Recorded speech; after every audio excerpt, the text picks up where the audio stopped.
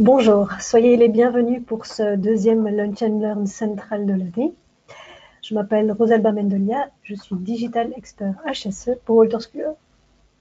Nous accueillons aujourd'hui Philippe Dufrane, conseiller en prévention, responsable SIPP de l'INASTI et vice-président de Prévus. Il nous parlera aujourd'hui de la procédure des 3 feux verts. Avant d'aborder le sujet, nous allons prendre un bref moment pour rappeler les fonctionnalités de GoToWebinar. Le menu général peut être déplié en cliquant sur la flèche orange en haut à droite de votre écran. Ce menu comporte un volet audio qui vous permet de sélectionner la sortie audio que vous allez utiliser durant cette session, par exemple les haut-parleurs ou votre casque. Le deuxième volet vous permet d'adresser vos questions.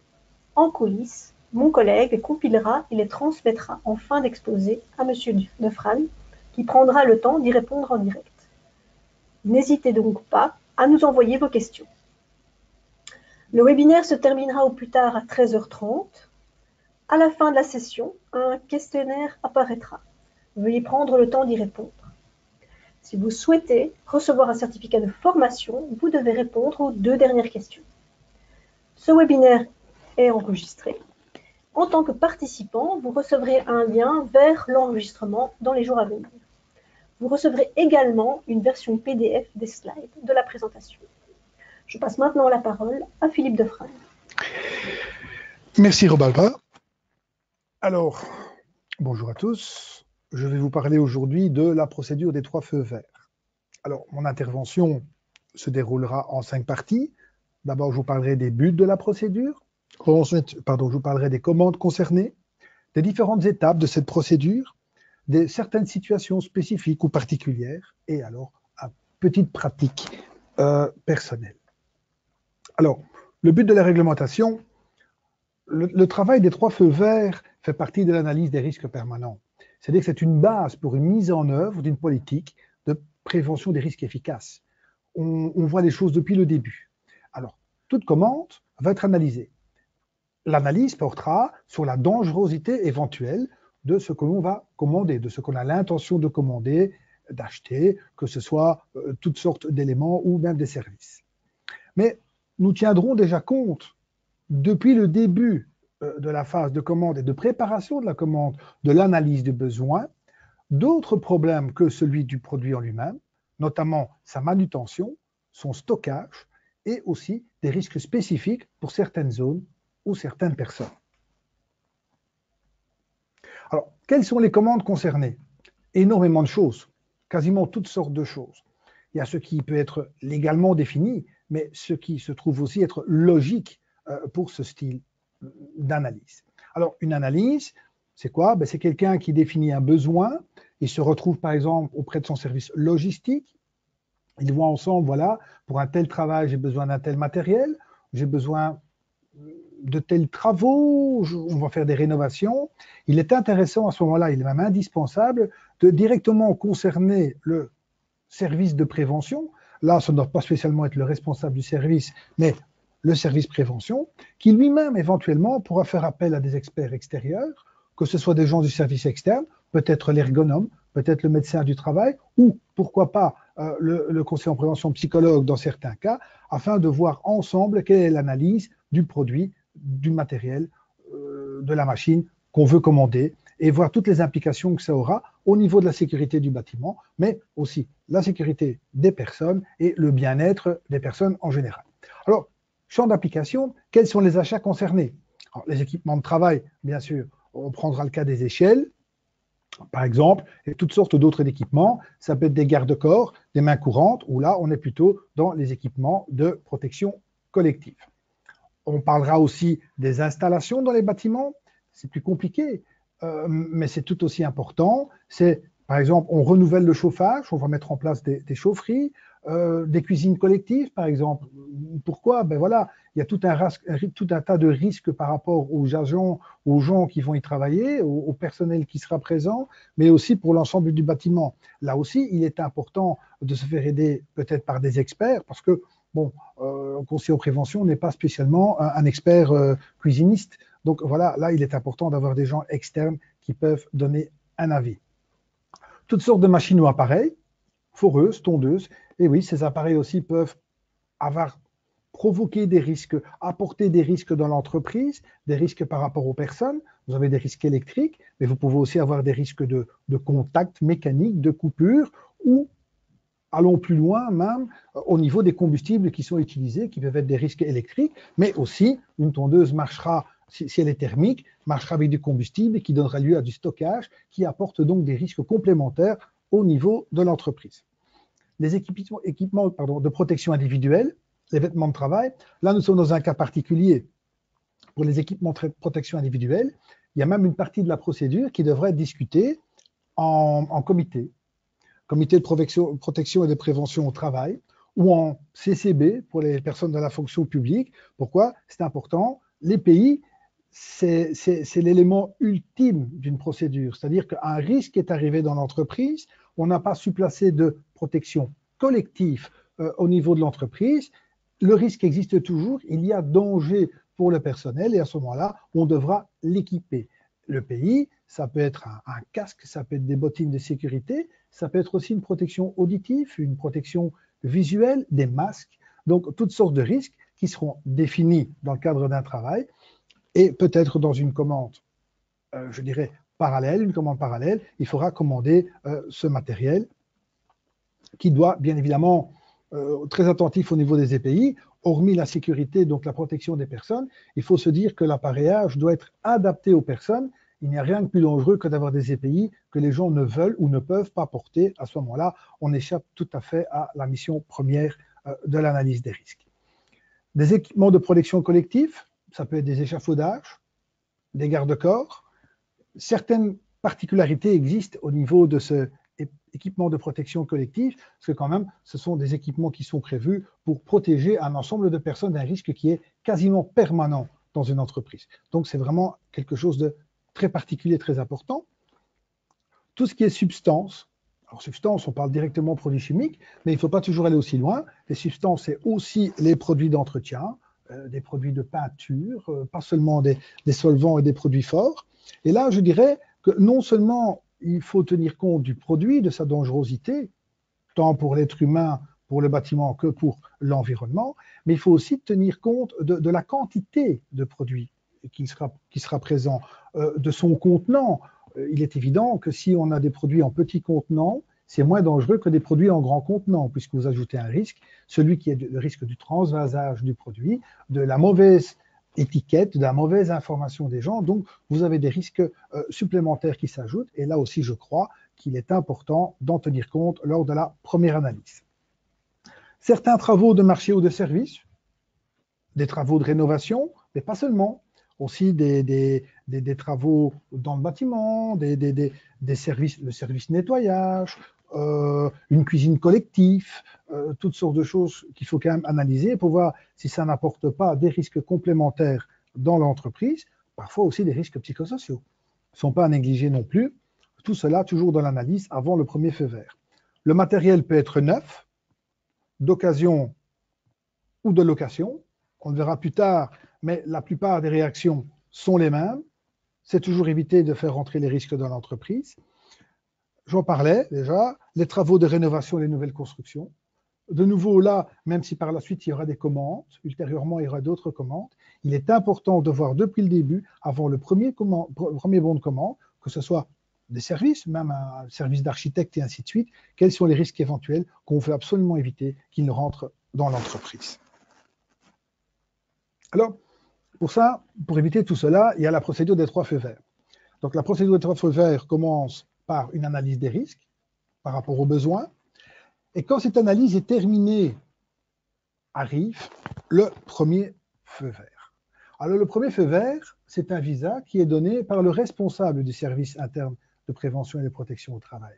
C'est-à-dire que ce sont d'autres personnes peut-être qui ont fait le travail, ces collaborateurs, des experts dans l'une ou l'autre matière, ça peut être l'ergonome, le médecin du travail, un hygiéniste au niveau des services externes ou des experts présents dans le service interne, ou même des gens, d'autres experts qu'on a sollicités à l'extérieur, et tous ceux-là ont donné leur avis, tout ça est bon, les risques ont été analysés, on dispose des documents nécessaires. Pourquoi je dis on dispose des documents nécessaires? Nous verrons par la suite que certains documents sont nécessaires dans la procédure et sont censés être livrés en cours de procédure. Je crois qu'il est important de disposer de certains de ces documents. Lorsqu'on va commander des produits, par exemple, c'est à ce moment-là, c'est avant la confection du bon de commande, qu'il faut disposer de la fiche de sécurité du produit et pas constater au moment de la livraison que la fiche n'existe pas ou n'existe pas dans une des langues nationales et sur la langue du territoire concerné. Donc tout ça pose des problèmes.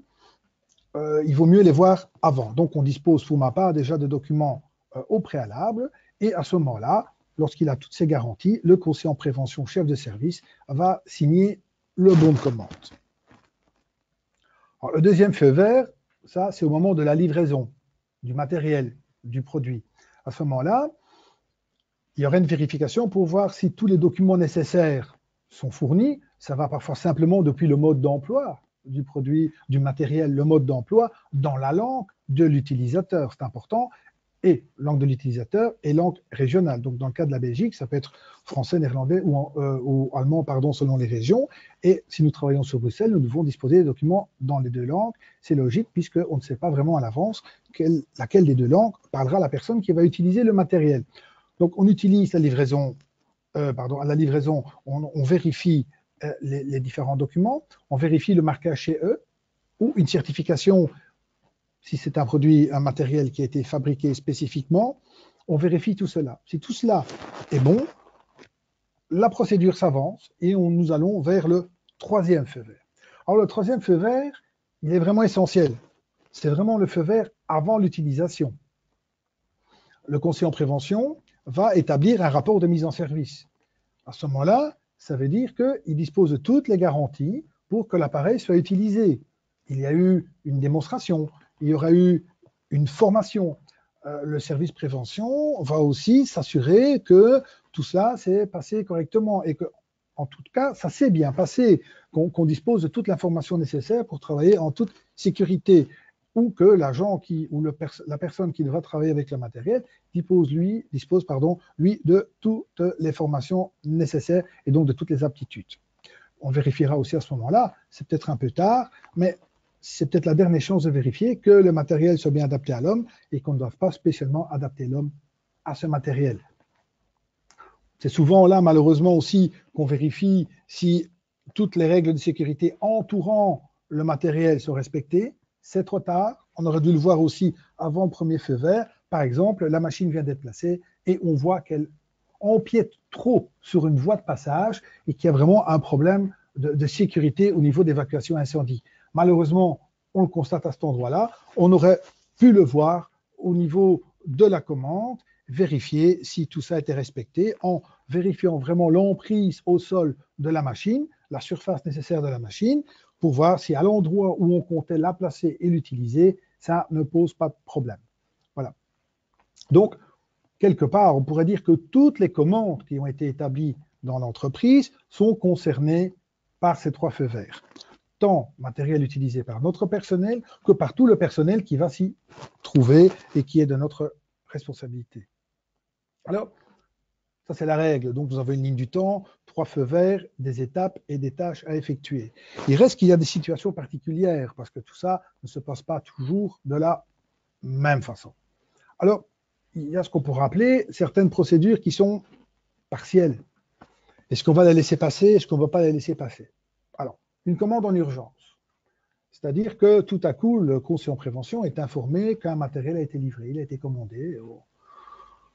On n'a pas concerné la prévention pendant la procédure, la période du bon de commande. Que doit faire le conseiller en prévention? Établir un rapport de mise en service? Refuser cette commande? Bloquer tous les travaux? À ce moment-là, moi je pense qu'il faut plutôt être positif. Si vraiment le travail est indispensable, on vérifie si le matériel qui a été commandé en dehors des règles, je conçois bien que c'est en dehors des règles, est conforme, dispose de tous les documents, est tout à fait réglementaire par rapport à toute notre réglementation sur le bien-être et la sécurité sur les lieux du travail. À ce moment-là, je suis partisan, si toutes les garanties sont là, d'établir le rapport d'activité, de mise en activité, mais de quand même signaler dans ce rapport que l'avis du CIP n'a pas été demandé au niveau de la commande. Ben, c'est pour éviter que ça se reproduise par la suite et que ce petite erreur administrative ne devienne pas malheureusement une très mauvaise habitude, comme c'est bien souvent le cas. Alors, une autre procédure qui est partielle, là c'est plutôt la fonction publique qui est concernée, c'est l'achat via des centrales d'achat. C'est-à-dire que la fonction publique regroupe un peu ses besoins, établit, en résumé, établit un cahier des charges groupé. Et au niveau de ce cahier des charges et de cette commande groupée, des experts se sont déjà réunis. On pourrait donc dire que le premier feu vert a été octroyé à ce type de produit. Reste que, au moment de la livraison, il faudra vérifier si quelque part, tout simplement, ce qui est livré correspond bien à ce qui a été commandé, si toutes les normes en rigueur ont été respectées. Mais le plus important restera à ce moment-là l'utilisation du produit, ou quelque part, comme on ne l'a pas vu et qu'on n'a pas vraiment participé directement au niveau du premier feu vert, il est important à ce moment-là que le conseiller en prévention donne son avis. Et malheureusement, ça peut parfois conduire au refus de ce produit, au refus de ce matériel, parce qu'en fin de compte, il ne correspond pas vraiment aux besoins spécifiques. Autre chose, les commandes régulières ou complémentaires du même produit ou matériel. On pourrait dire que les commandes régulières, comme c'est toujours la même chose qui est commandée au même endroit, de la même qualité, et je dirais même du même contenant, si on parle de produits, pourraient faire l'objet d'une dispense. Ou une commande complémentaire, on a déjà acheté la même chose, il n'y en avait pas assez, et on fait une commande parce qu'il reste un budget ou quelque chose comme ça. Oui, sauf pour les équipements de protection collective, où là, il faut quand même tenir compte du fait que ce n'est pas parce qu'on a commandé quelque chose parce qu'on avait un risque bien précis que maintenant, cette nouvelle commande va encore correspondre à ce risque. Deuxième élément, si on a besoin du même équipement de protection collective, c'est-à-dire qu'il y a un second risque qui est rentré dans l'entreprise. Même si c'est exactement le même risque, il est présent à deux endroits, il est présent deux fois. Il faut donc absolument recommencer complètement la procédure des 3 feux verts, puisque là, on est vraiment à la base de la sécurité du personnel. Les équipements soumis à l'approbation d'un service externe de contrôle technique, il va de soi que pour certains équipements, on va prendre le cas spécifique des ascenseurs, la procédure n'est pas aussi simple et on aura besoin d'ascenseurs, échelle extérieure, toutes sortes de matériel de protection ou d'équipement. On aura besoin d'un avis d'un service externe de contrôle technique afin de donner son avis avant l'utilisation de ce matériel. Alors vous avez des commandes spéciales qui parfois sont à la limite de rentrer dans cette procédure, mais il faut quand même en tenir compte et je crois que l'analyse en vaut la peine. La demande de service, de nouveau voir si cette demande de service ne va pas engendrer l'arrivée de risques supplémentaires dans l'entreprise. Tout simplement parce que cette demande de service va peut-être aussi entraîner l'entrée de produits ou l'entrée de matériel supplémentaire dans l'entreprise. L'allocation de matériel. L'allocation de matériel, c'est exactement la même procédure que pour l'achat, c'est-à-dire que les documents doivent être livrés, le matériel doit être conforme, il va être utilisé par notre personnel, donc nous devons avoir toutes les garanties de sécurité par rapport à ce matériel, que ce soit le premier feu vert, le second feu vert ou le troisième feu vert. La même chose pour le matériel d'occasion, sauf que la personne qui va le livrer fera office de fournisseur, mais ce ne sera pas le premier utilisateur. Enfin, ce sera lui le premier utilisateur qui va nous revendre le matériel. C'est lui qui, à ce moment-là, doit nous apporter toutes les garanties par rapport à ce matériel, qualité, périodicité des entretiens, les modes d'emploi, et ainsi de suite. Les matériels à usage particulier. On pourrait se demander si le même matériel, selon l'usage qu'on va en faire, est un usage collectif de notre personnel ou un petit usage particulier. On va prendre le cas d'un frigo, par exemple. Un frigo dans une cuisine collective, c'est une commande. Est-ce qu'un frigo, un petit frigo-bar dans la salle de réunion du conseil de direction est un appareillage à usage collectif, on pourrait se poser la question. Moi, je dirais que, comme il est dans le bâtiment, je dirais oui. Euh, voilà, je dirais oui, parce que quand même, c'est un risque électrique, éventuellement d'incendie, qu'on emmène dans le bâtiment, et ce serait dommage de ne pas savoir que ce matériel existe à un endroit bien précis. Beaucoup plus compliqué, c'est le matériel informatique. Là, il y a quand même une forte différence, et je sais que c'est vraiment des commandes qui sont très spécifiques et pour lesquelles les 3 feux verts sont régulièrement switchés. Je ferai une différence entre le soft et le hardware. Donc, pour ce qui est de l'équipement, c'est vrai qu'il est important, notamment au niveau des écrans et des imprimantes tout particulièrement, de pouvoir faire complètement la procédure des 3 feux verts, parce qu'à ce moment-là, on pourra éventuellement, pour les achats des écrans, on pourra faire intervenir l'ergonome, par exemple, au niveau du matériel. Au niveau des imprimantes, important aussi, puisque c'est quand même des machines qui peuvent dégager au minimum de la chaleur, au minimum du bruit, parfois de moins en moins des particules fines ou de l'ozone. Hein, donc, problèmes plus anciens, mais qui parfois encore malheureusement sont d'actualité. Il est important de pouvoir procéder à l'analyse de risque, de pouvoir avoir une incidence sur le type de matériel acheté et aussi sur l'endroit où on va les placer pour justement éviter les risques de bruit qui, eux, parfois sont uniquement évitables par un placement adéquat. Pour ce qui est des programmes informatiques, c'est beaucoup plus compliqué et on pourrait se dire, voilà, ce n'est pas du matériel, il n'y aura pas vraiment des risques. Si, malheureusement, force est de constater que parfois des programmes ne sont pas adaptés pour tous les membres du personnel qui vont devoir l'utiliser. On va voir simplement un exemple très, très simple. Les codes couleurs, c'est très bien, mais si vous avez quelqu'un qui ne voit pas la différence des couleurs, à ce moment-là, il ne participe pas parfois à une grande utilité de ce programme. Donc, il est parfois important de savoir, au moment où on développe les programmes, justement, qu'on a des personnes avec ces spécificités. Il y en a parfois plus qu'on ne le pense. Ils se sont très bien débrouillés pendant des années. Ils ne l'ont peut-être pas dit ou à très peu de personnes. Il est important quand même qu'on puisse analyser ce problème éventuel. Bien souvent, lorsqu'on le constate, c'est trop tard. Il y a eu trop d'heures de développement et ainsi de suite. Et on se retrouve devant un matériel non adapté à l'être humain. Alors, une autre question qui peut se poser, quid du matériel utilisé au niveau du télétravail? Alors, au niveau du télétravail, l'employeur fournit habituellement le matériel informatique, écran, clavier, portable, dans des rares cas l'imprimante et ainsi de suite. Et alors à ce moment-là, il y aura eu la règle classique des 3 feux verts. Par contre, l'employeur habituellement ne fournit pas l'ensemble du mobilier qui sera installé chez la personne. C'est d'ailleurs la personne qui prend en charge ces installations-là. L'employeur n'y intervient pas.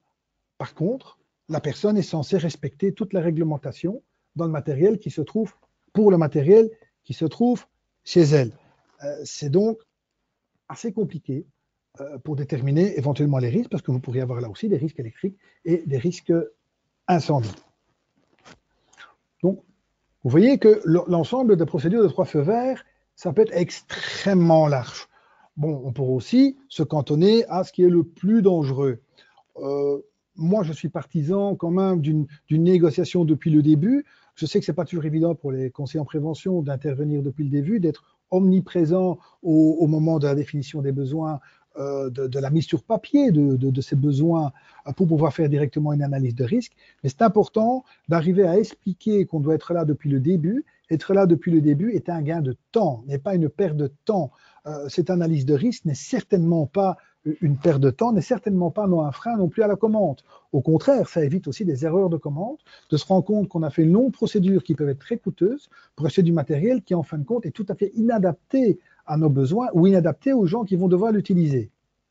Ah, donc des machines trop compliquées, parfois des machines trop sophistiquées qui seront tout à fait sous-utilisées et qui a tout à fait moyen d'éviter tout au long de cette procédure.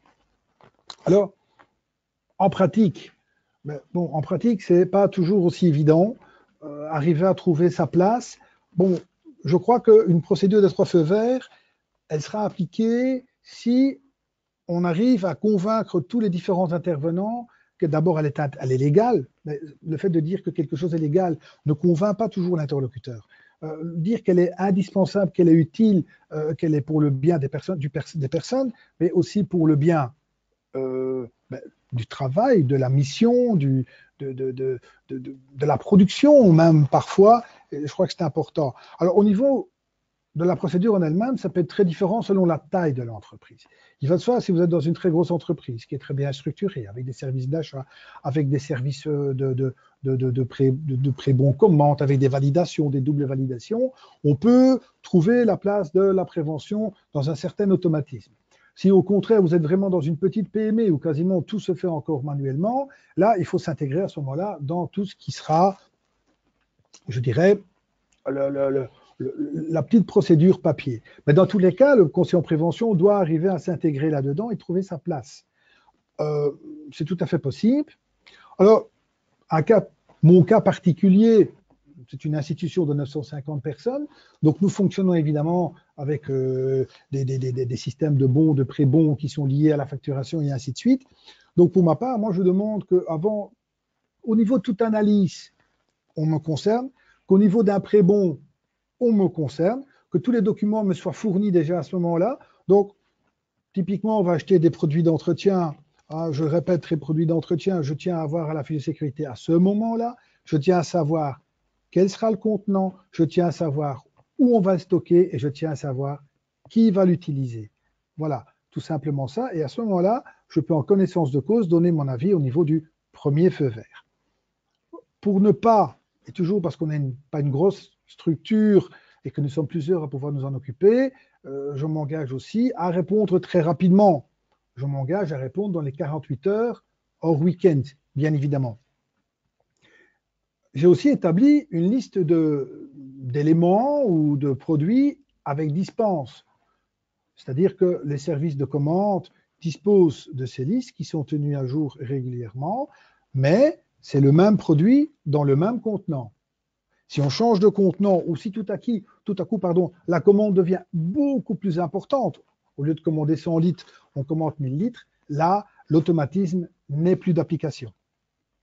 Simplement, je dois être averti au moment de la livraison où le service va vérifier si la livraison correspond bien à la commande, si tous les documents s'y trouvent, si c'est bien ça.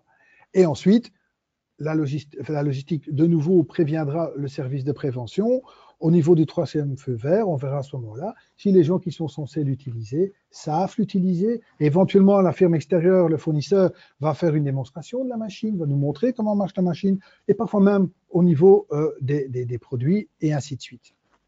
Voilà, ça c'est un exemple pratique qui ne correspond peut-être pas aux grosses entreprises, mais qui peut être utilisé moyennant très peu de moyens par pas mal de petites entreprises. Alors, je ne vous ai pas parlé de références légales. Vous allez les trouver sur tous les sites d'information. Je crois aussi qu'ici, c'est surtout une question d'arriver à s'intégrer dans différentes étapes de procédure, d'arriver à convaincre les gens, une question de contact. Je sais que ce n'est pas toujours facile, mais malheureusement, bien souvent, le conseiller en prévention se retrouve aussi à être quelqu'un qui doit plus communiquer que référer à une réglementation. La référence à la réglementation arrive vraiment in fine auprès des managers, je pense, lorsque plus aucun autre moyen de discussion ou de persuasion n'est possible.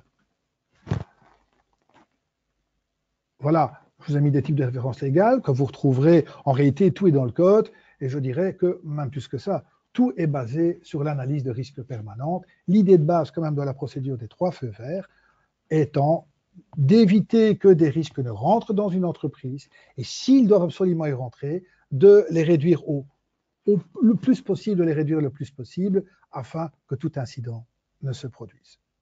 Je vous remercie et je serai à votre disposition pour les questions par la suite. Merci Philippe pour cet exposé. Je vois que vous avez déjà posé des questions. Ne vous inquiétez pas, on va y répondre tout à l'heure. Avant de passer aux questions, je vais montrer quelques documents disponibles sur Central à propos de cette procédure des 3 feux verts.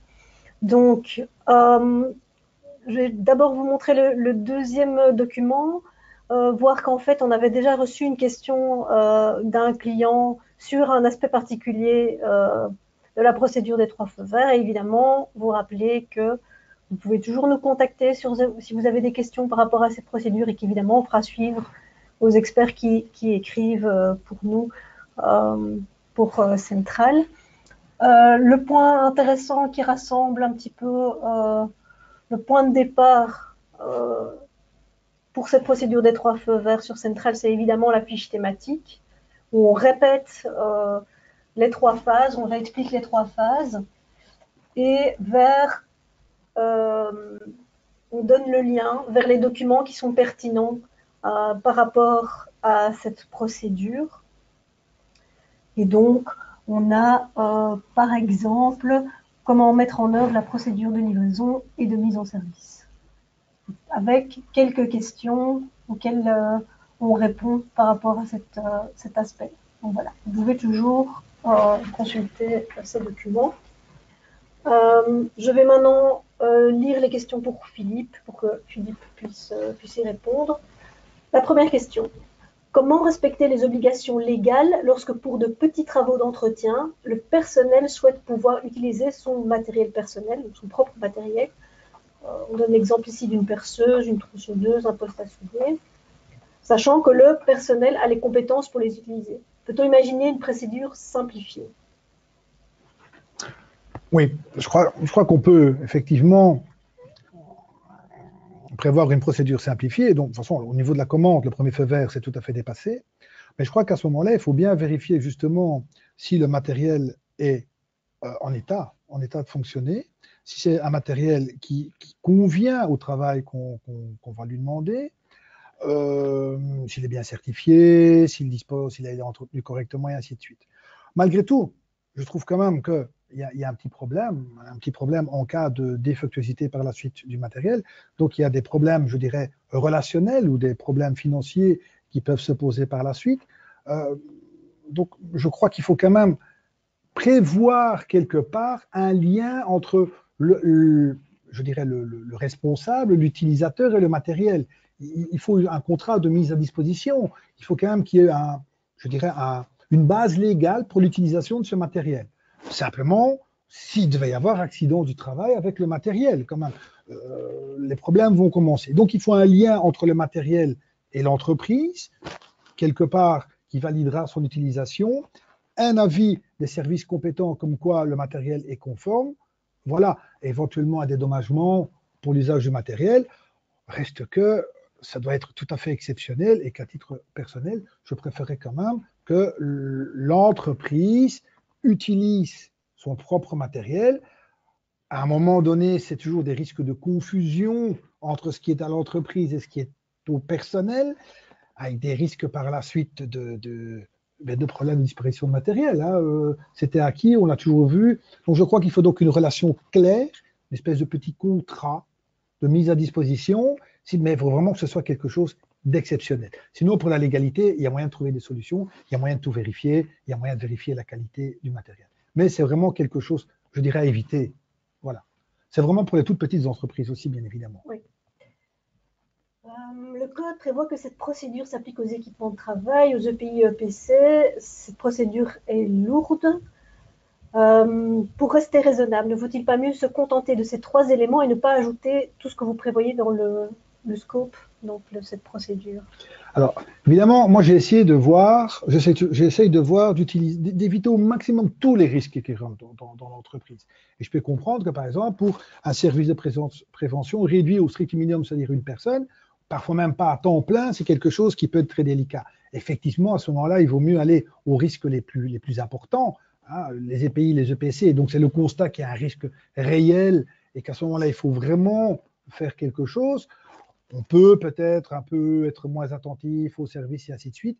Il va de soi. C'est vrai, lorsqu'on n'a pas tous les moyens, il faut aller aux priorités, il faut établir des priorités. Mais si on a quand même, si on a les moyens de le faire, on peut peut-être d'abord, dans un premier temps, on priorise, on fait les choses les plus graves. Et quand tout ça tournera, quand tout ça sera devenu, j'aime pas le mot routine, mais quand tout ça sera bien huilé, que tout ça va bien tourner, il y a peut-être moyen d'encore toujours augmenter l'ensemble des matières qui vont être touchées par ces 3 feux verts. Voilà. Il y a moyen de se faire aider aussi, puisque une partie des 3 feux verts, par exemple, d'autres personnes que la prévention peuvent faire le pré-travail. Voilà, au niveau des commandes et ainsi de suite. S'il y a une très bonne collaboration, si l'information arrive à la prévention et que la prévention ne doit pas aller à la recherche d'informations, c'est un gain de temps à ce moment-là au niveau de la prévention. Quelqu'un qui rebondit sur ce sujet-là en demandant si vous avez déjà vu cette procédure implémentée dans une PME dans votre expérience personnelle. Mais vous êtes plutôt actif dans le secteur Je suis dans le secteur public. Au niveau d'une PME, je crois que ça doit être faisable, oui. Je dirais oui, mais c'est toujours graduel, on ne fait pas tout en une fois. Dans un premier temps, c'est une petite PME, je pense qu'il doit y avoir une quinzaine de personnes, hein, donc c'est encore raisonnable, local. Mais effectivement, une priorité dans un premier temps, et par la suite, le reste arrive. Voilà, il faut être raisonnable, mais c'est tout à fait faisable. Okay. Et donc, il y a aussi quelqu'un d'autre qui rebondit aussi sur le même sujet, c'est la question 7, sur le fait que dans l'interprétation qui est donnée par le SPF Emploi, c'est limité. On dit que l'équipement de travail, c'est toute machine, tout appareil, etc. etc. Et donc, certains publics chagrins seraient tentés de réduire l'intervention du SIPP juste à cette procédure-là. Et finalement, la question qui se pose, c'est est-ce qu'il ne serait pas intéressant que le législateur précise davantage le champ d'application qui est inscrit sous équipement Est-ce que la législation est assez claire à cet aspect-là si on a des gens qui vraiment disent non, les 3 feux verts, c'est juste... On aura beau adapter la législation, elle aura toujours ses limites. Elle fera l'inventaire des projets, des commandes, l'inventaire sera plus étendu. Mais il y aura toujours des choses qui ne seront pas prévues, et c'est justement dans le cadre de l'analyse des risques permanentes. Donc, l'analyse des risques permanentes, justement, va détecter encore des nouveaux risques. Et à ce moment-là, la législation devra continuellement être aménagée. Je trouve tout à fait d'accord qu'il faudrait aménager la réglementation, mais l'analyse de risque permanente, quelque part, au niveau de son plan d'action, déjà les conseillers en prévention peuvent prévoir quelque chose. Au niveau de leur rapport mensuel ou trimestriel, suivant la taille, peuvent déjà signaler des nouveaux risques dépistés à ce moment-là. Donc cette analyse de risque permanente, quelque part, c'est la porte pour la prévention, la porte par laquelle elle a accès à tous les domaines un petit peu. Mais je suis conscient que pour le moment, ça peut être un peu plus limité que ce que je n'ai présenté, évidemment. Oui. Là, on vient sur le cas particulier des produits chimiques. En cas de commande récurrente de produits chimiques, devons-nous exiger une MSDS à chaque livraison? Matériel Safety Data Sheet, une fiche de sécurité. Fiche de sécurité. Normalement, moi je dis que pour ma part, chez moi, si c'est le même produit, exactement la même fiche de sécurité, mais qu'on ne change pas le contenant ni la quantité, non. Normalement, d'ailleurs, si une seule chose, un seul composant devait légèrement changer au niveau de la livraison, spontanément, la société doit fournir une nouvelle fiche technique, de sécurité, pardon, pas technique. Donc, s'il y a eu modification, elle doit le signaler. Mais sinon, si c'est exactement la même chose, non. De toute façon, maintenant, la plupart des fiches de sécurité sont même accessibles sur site.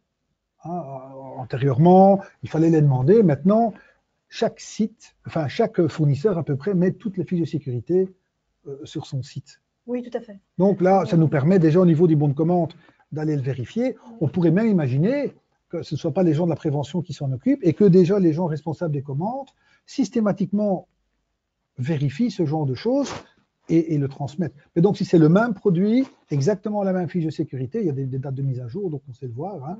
Si c'est la même fiche, même quantité, même contenant, je dirais non. Ce qui permet justement à certaines entreprises qui ont des commandes régulières, on va prendre une entreprise de nettoyage par exemple, si on utilise toujours les mêmes produits de nettoyage, il ne faut pas chaque fois la procédure des 3 feux verts pour moi, pour ces produits. Reste que si on change fort le personnel par exemple, il faudra redonner une formation au personnel.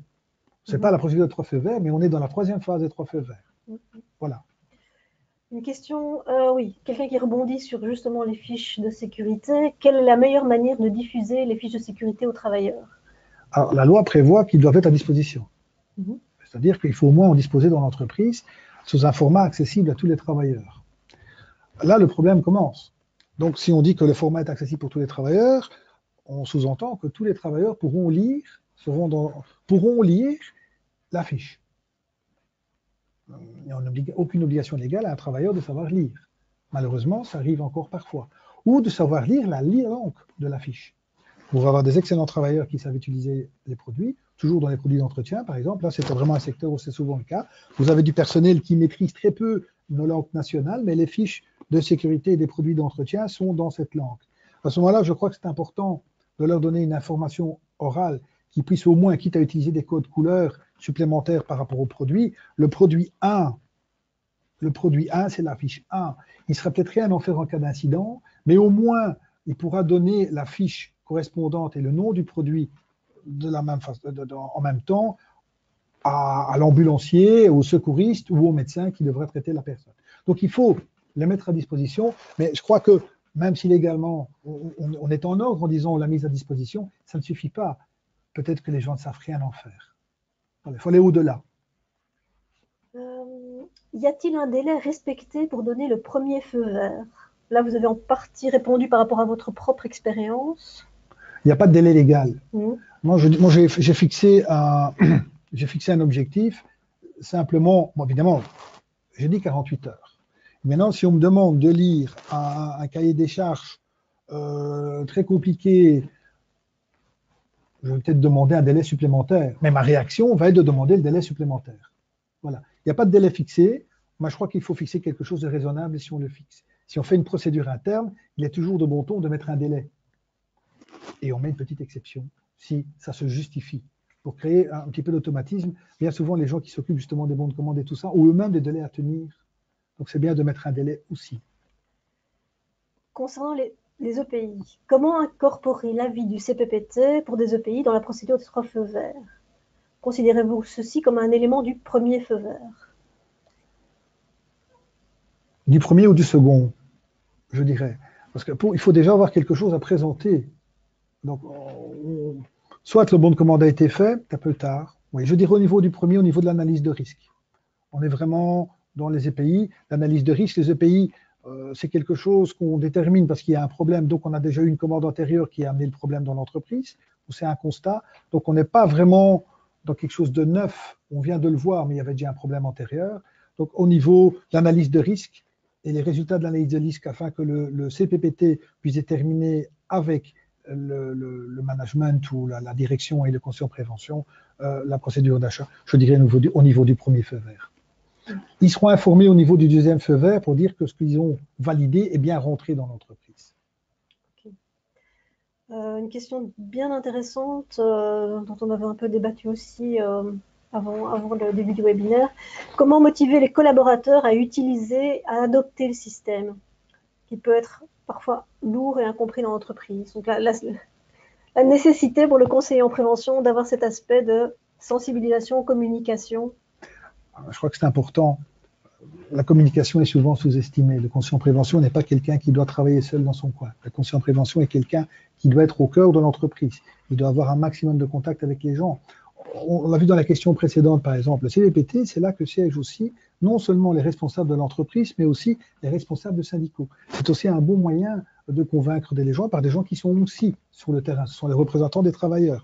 Il ne faut pas négliger cette ressource. Il faut utiliser toute voie de moyens pour essayer de communiquer un maximum avec les gens. Il y a aussi le fait d'être convaincant. Et lorsqu'on arrive à prouver l'utilité, le gain en temps, mais surtout le gain au niveau de l'humain, éventuellement moins d'accidents, éventuellement des gens qui se sentent mieux.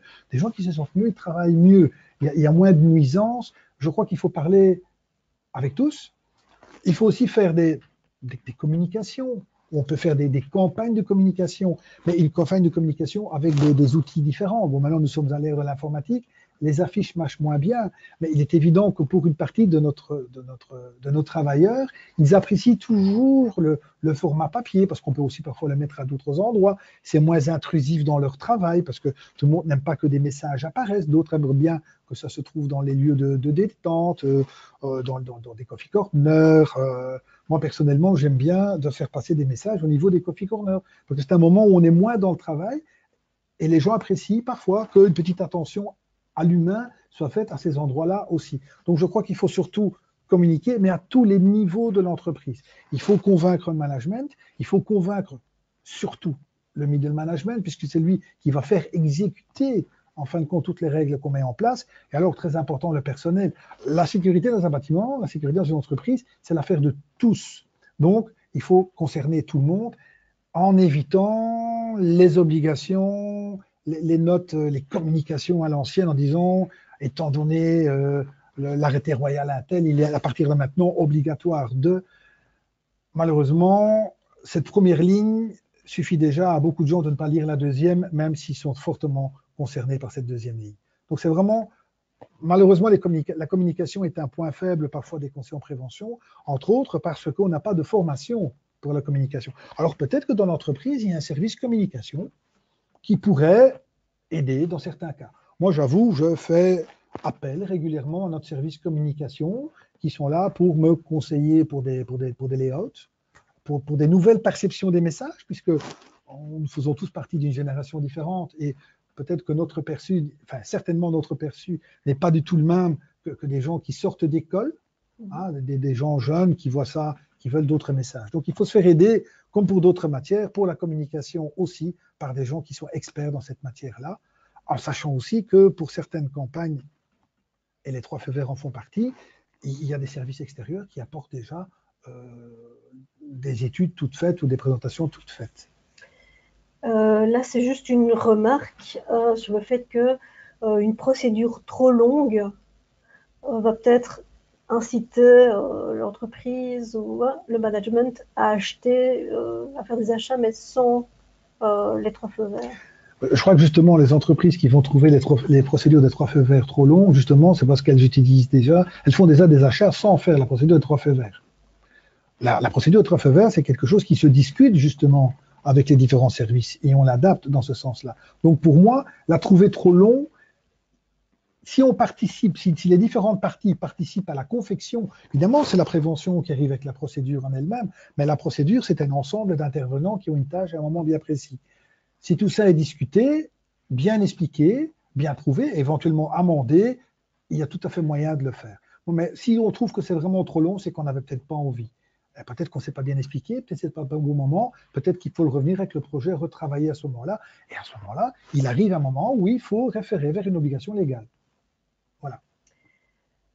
Quand les achats sont faits dans le pays de la maison mère, donc par exemple un autre pays d'Europe, mais donc pas la Belgique, et que les produits sont conformes, doit-on formaliser sur un document que nous l'avons vérifié en interne? Là, on est peut-être alors plus dans l'étape de la mise en service. On est dans l'étape de la mise en service. Donc, les 2 premiers feux verts ont été faits par l'entreprise. C'est un peu comme les centrales d'achat, en fin de compte. Quelque part, les études, on peut espérer, ont été faites au niveau du premier feu vert. Tout est légal, tout est conforme, certification et ainsi de suite, tout est fait au niveau du second feu vert. Il restera l'usage. Et là, il faut quand même voir si les gens sur site ont reçu la formation, l'explication et comprennent l'ensemble des modes d'emploi et ainsi de suite. Parce que la maison mère, si évidemment la maison mère est en France et que le produit est utilisé à Bruges, voilà, il faut qu'à ce moment-là, ce soit en néerlandais. L'inverse est vrai aussi. Donc il y a quand même des choses à faire. Le 3e feu vert doit être fait localement. Là, je rebondis sur une question qu'on avait reçue ce matin par email en disant est-ce que si la personne est là qui a posé la question, ne vous inquiétez pas, on y arrive. Il y avait 2 questions. La première, quelle est l'importance dans le cadre de la procédure de la déclaration de respect du fournisseur aux exigences de sécurité et d'hygiène? Normalement, on a exigé ça au niveau du bon de commande. Normalement, il doit donc y répondre. Voilà. Alors, si maintenant le document ne s'y trouve pas, c'est pas pour ça que le document n'existe pas. C'est pas pour ça que le fournisseur ne répond pas à nos attentes. Je crois que comme pour tout système de commande ou de marché, à ce moment-là, on laisse une chance au fournisseur d'apporter toutes les garanties. Et s'il n'apporte pas toutes les garanties, évidemment, ce sera bloqué au niveau de la réception et évidemment aussi au niveau du paiement. Il faut toujours laisser une chance, hein, parce que bon, ça peut être simplement une erreur administrative. Voilà, normalement, il est censé répondre au bon de commande. Donc, il est censé y répondre. Le matériel est certifié CE. Ça peut suffire. Voilà. Est-ce que ce document est en général bien reçu par les fournisseurs? De votre expérience, enfin, l'exigence de ce document est bien perçue? Oui, parce que c'est quelque chose d'automatique, bien souvent, qu'ils joignent au bon de livraison. Bien souvent, oui. Évidemment, ça peut toujours être le cas pour les petites, moins aguerries et ainsi de suite, mais globalement, Ils ont tout intérêt à ce que tout soit en ordre pour être payé aussi à un moment. Il faut être réaliste. Une fois que le matériel est livré, le fournisseur, il ne pense plus qu'à une chose, c'est avoir son paiement. J'ai vu aussi qu'il y avait une question concernant une checklist sur Central. Là, on contactera je n'ai pas la réponse directement comme ça, mais en tout cas, on contactera les auteurs et on demandera aussi, parce que c'est vrai qu'une checklist dans ce cadre-là, ça peut être intéressant pour le suivi des étapes. Sur base d'une ligne du temps. Ouais. Une ligne du temps avec une checklist, ça peut être une très bonne chose. Ouais. Donc ça, voilà, je pense pas qu'on en a une, mais en tout cas, c'est une bonne suggestion et on va en tenir compte. Voilà, la présentation s'achève. Merci pour votre participation. Merci Philippe pour vos explications. Merci à mes collègues qui ont assuré la partie technique de ce webinaire. Lorsque cette session sera complètement terminée, vous verrez un questionnaire apparaître. Veuillez prendre le temps d'y répondre. Je vous rappelle que si vous souhaitez recevoir le certificat de formation, vous devez répondre aux 2 dernières questions.